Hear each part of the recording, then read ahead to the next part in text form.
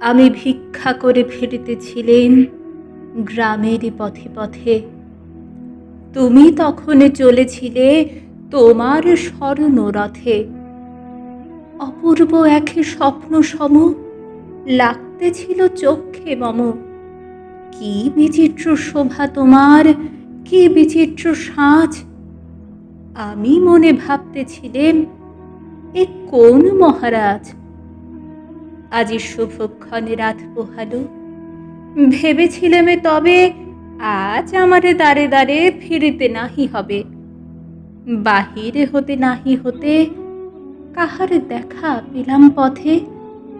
চলিতে রথ ধন ধান্য ছড়াবে দুই ধারে, মুঠা মুঠা কুড়িয়ে নেব, নেব ভারে ভারে। দেখি সহসা রথ থেমে গেল আমার কাছে এসে। আমার মুখ পানে চেয়ে নামলে তুমি হেসে। দেখে মুখের প্রসন্নতা জুড়িয়ে গেল সকলে ব্যথা।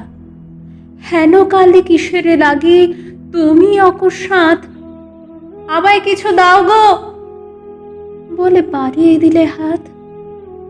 মরি, এ কি কথা রাজাধিরাজ? আমায় দাও গো কিছু।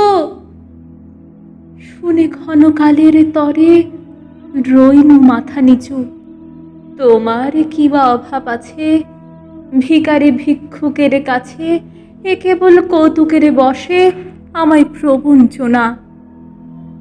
ঝুলি হতে দিলেমে তুলে একটি ছোট্ট কণা। যবে পাত্রখানি ঘরে এনে উজাড় করি, এ কি ভিক্ষা মাঝে একটি ছোট্ট সোনার কণা দেখি। দিলেমে যার আছে ভিখারিরে, স্বর্ণ হয়ে এলো ফিরে। তখন কাঁদি চোখের জলে দুটি নয়ন ভরে। তোমায় কেন দিইনি আমার সকল উজাড় করে?